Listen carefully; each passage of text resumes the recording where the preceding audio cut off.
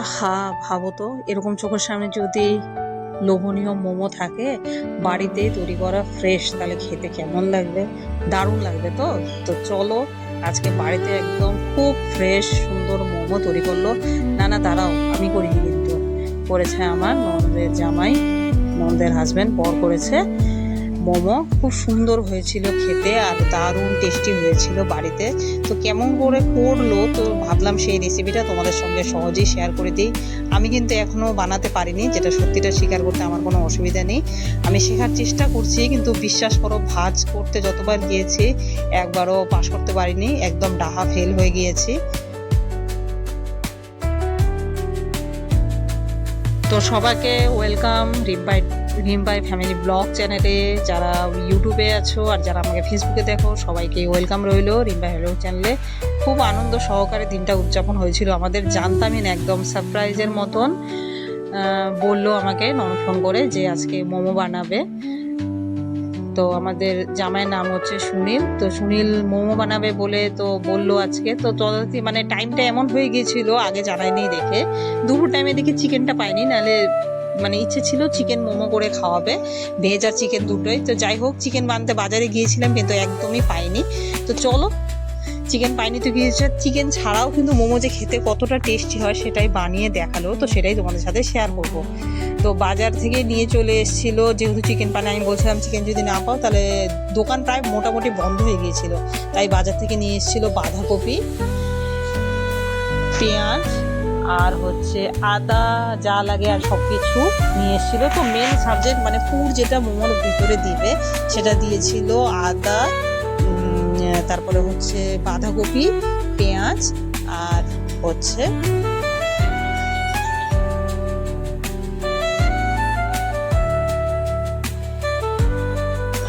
Soybean দিয়েছিল ওটার সাথে, যেটা খেতে খুবই টেস্টি হয়েছিল। তো চলো তোমাদেরকে দেখিয়ে দিচ্ছি, প্রথম থেকে দেখাই। তো পেঁয়াজটাকে অত কাটা ঝামেলা ওগুলো কিন্তু সব কিছু দেখালাম না, প্রথমে দেখালাম পেঁয়াজটাকে কাটা হয়ে গিয়েছে। পেঁয়াজটা কেটে নিয়ে কিন্তু ভালো করে এই যে মানে হচ্ছে একটা হচ্ছে গ্লাস দিয়ে ভালো করে ওটাকে খুব ভালো করে স্ম্যাশ করছে, মানে যেভাবে হোক, মানে যাতে মসৃণ হয় তার জন্য, যেটাকে বলে।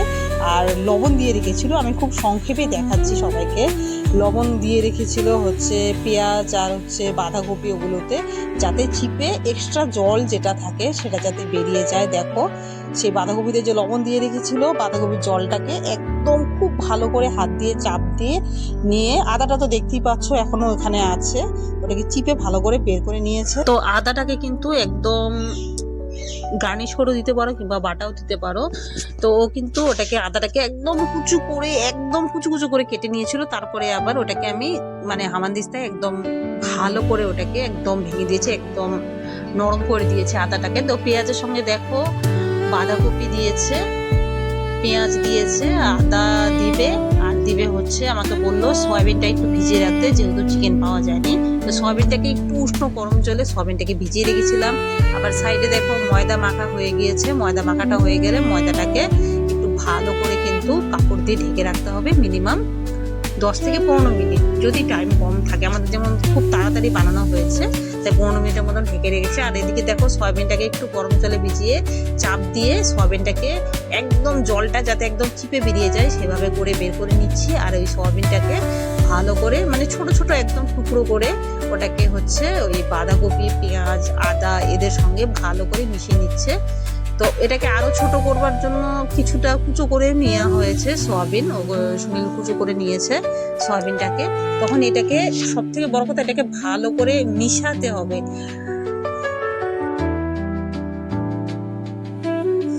তো মেশানোটা হচ্ছে মেন ফ্যাক্টর। এবার দেখো এই সবগুলোকে যা যা উপকরণ লাগবে মোমো বানানোর জন্য সবগুলোকে একসঙ্গে মিশিয়ে মিনিমাম দেখলাম প্রায় আধা ঘন্টার মতন ও ভালো করে এটাকে মাখলো।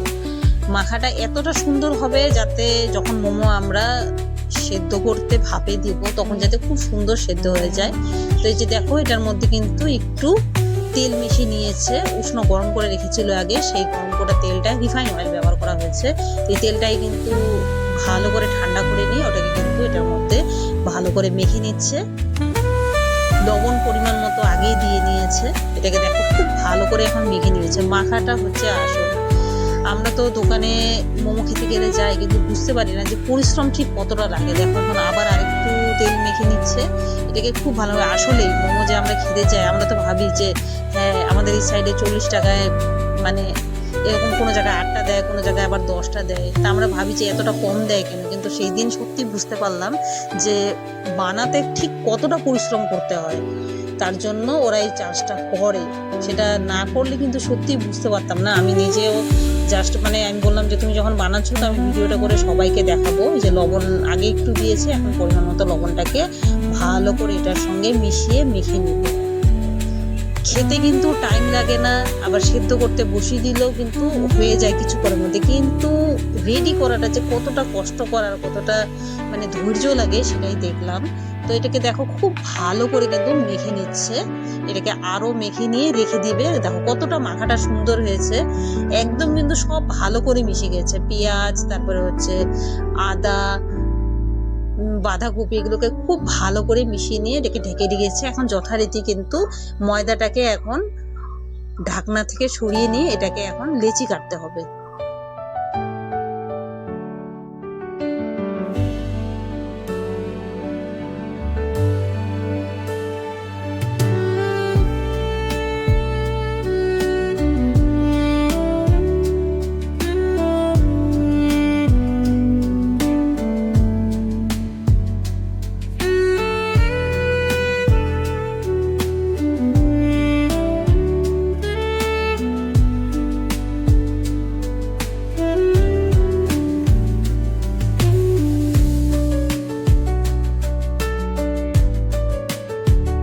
বন্ধুরা সবাই দেখছো ময়দা থেকে কিন্তু লিচি কাটা হয়ে গিয়েছে। এখন ছোট ছোট, একদম ছোট ছোট হচ্ছে ময়দার মোমোর সাইজটাকে করে নিতে হবে। তার জন্য ওগুলোকে করে দিচ্ছে এখন বেলার পাল্লা। আমি তো এতক্ষণ কিন্তু সবকিছু কিন্তু শুধু বসে বসে দিয়েছি, কিন্তু এখন বেলার দায়িত্বটা আমাকে দেওয়া হয়েছে যে বেলে দিতে হবে সঙ্গে। তো খেতে গেলে তো একটু কিছু করতেই হবে, তাই না? তাই ভাবলাম ঠিক আছে বেলে দিব। তো দেখো ছোট ছোট লেচি করে আমরা কিন্তু এখানে প্রায় 1.5 কিলো মতন ময়দা মেখেছি, যেহেতু সবাই খাবো, শুধু অনলি মোমো খাবো জাস্ট, আর রাতের বেলায় ভাত আজকে হবে না। দেখো এত ছোট ছোট ছোট সাইজের 1.5 কেজি হচ্ছে আটার ময়দার, সরি আটা বলে ফেলেছি, ময়দার হচ্ছে মোমো করা বেলা। সেটা কিন্তু চারটেখানি কথা নয়, কিন্তু কি করব, খেতে তো হবে। টেস্টি যখন খেতে হবে পরিশ্রম তো একটু করতেই হবে। তো দেখো লিচিটা কিন্তু কাটা হয়ে গিয়েছে, ছোট ছোট করে আকারে গুলি করে নিচ্ছে। তো গুলিটা করা হয়ে যাক, তারপরে এখন বেলা শুরু হয়ে যাবে।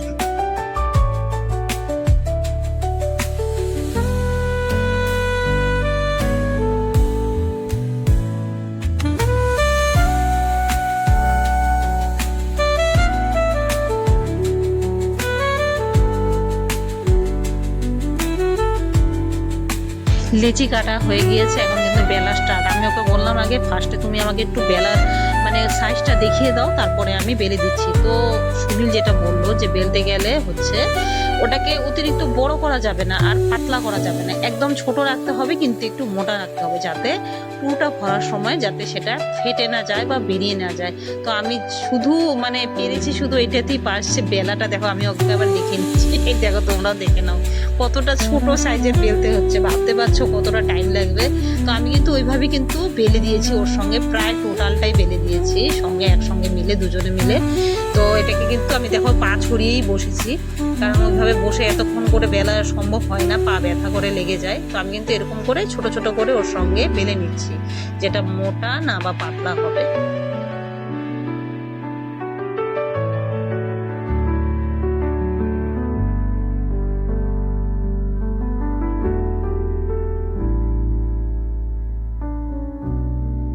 তো বন্ধুরা মোমো যদিও বা বানাতে না পারি, আমি কিন্তু বেলতে পারি, ঠিক আছে? এতটাও কিন্তু আমি খারাপ না বেলাতে, হ্যাঁ।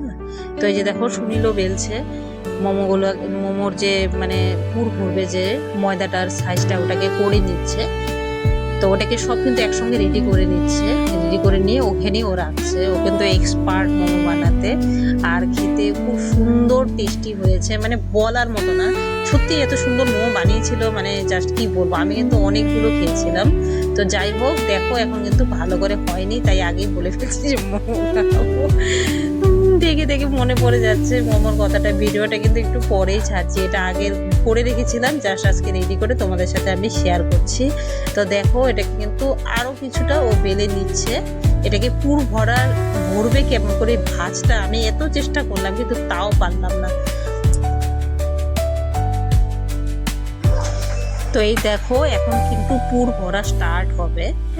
ও পুরো এটাকে ছোট চামচ, মানে বলে না হাতের কাছে পাওয়া যায় না, তো বড় চামচে ওকে দিয়ে ফেলেছিলাম, যার জন্য কিন্তু একটু ওর অসুবিধা হয়েছিল, তাও কিন্তু করে ফেলেছে। তো মাখাটাকে দেখো সম্পূর্ণটা পুরটাকে একদম রেডি করে নেওয়া হয়েছে। এখন কিন্তু জাস্ট পুর ভরার পালা আছে। লবণটাকে আগে একটুখানি দেখে নিচ্ছে, তো দেখলো চেক করে যে না একদম পারফেক্ট লবণটা ঠিক আছে। এই যে দেখো দিয়েছে, দেখো তোমরা সবাই দেখো কতটা জলদি ও তাড়াতাড়ি বানাচ্ছে। কিন্তু আমি চেষ্টা করলাম, বললো বৌদি দুটো হাতের দুটো আঙুলকে চালাতে হবে, কিন্তু বিশ্বাস করো আমি একটাও পারিনি। তো এটাকে কিন্তু আবার ওই যে দেখো পুর ভরে মাঝখানে পুরটাকে দিয়ে কেমন করে জানি বানালো, যে এত সুন্দর সাইজটা একদম দোকান বা রেস্টুরেন্টের পারফেক্ট স্টাইলে। দেখো কিন্তু আমি পারলাম না। এই যে দেখো ভাঁজটা তোমাদেরকে দেখিয়ে দিচ্ছি, এই দেখো হয়ে গেল ভাঁজ রেডি। ও কিন্তু পটাপট করছে, কিন্তু আমি কিন্তু একটাও পারিনি। দেখেছো তোমরা ভাঁজটাকে কেমন করে নিচ্ছে, কতটা সুন্দর আর ইজি ভাবে। আসলে যারা যেই কাজটা পারে না, প্রত্যেকের কাজের মানে ধরনটা ওটা আমরা সহজে চট করে করতে পারবো না যদি প্র্যাকটিস না করি। আমিও ভাবতাম আগে দোকানে গেলে, ইস এতগুলো টাকা দিয়ে মোমো নেয়, এত ময়দা দিয়েছে আর ওটুকু দিয়েছে, তার জন্য কি এতগুলো টাকা নিতে লাগবে। আজকে বুঝতে পারলাম, সত্যি বলছি, প্রত্যেকটা জিনিসের পরিশ্রম আমার কষ্টটা যদি নিজে না করা যায় না, কিছুতেই বোঝা যায় না। তো এই যে দেখো পুরগুলাকে ভরে নিয়ে কিন্তু যথারীতি সবকিছু রেডি করে নিবে।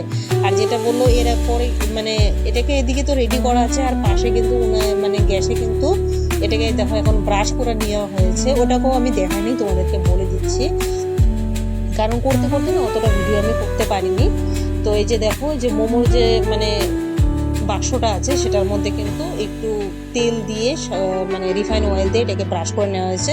তো এই যে নিচের ধাপটার মধ্যে থাকবে তো স্যুপ থাকবে, আর উপরে দুটো ধাপের মধ্যে কিন্তু মোমোগুলাকে পুরো ভোর করে নেওয়া হয়েছে। যে দেখো আরো বানিয়ে নিচ্ছে অন্য ডিজাইনের, দুটো ডিজাইনের বানিয়েছিল। তো এটাকে এখন কিন্তু বসানোর জন্য রেডি করে নিচ্ছি, আর অল্প একটু লাগবে খেতে সময়। তো এখানে দেখো ননদ কিন্তু আগেই মোমোর জলটা বসিয়ে দিয়েছিল, সেই জলের মধ্যে দেখো নিচে আছে হচ্ছে টমেটো সেদ্ধ করতে দিয়েছে, আর হচ্ছে শুকনো লঙ্কা যেটা আচারটা থাকে সেটার সাথে খাওয়ার জন্য।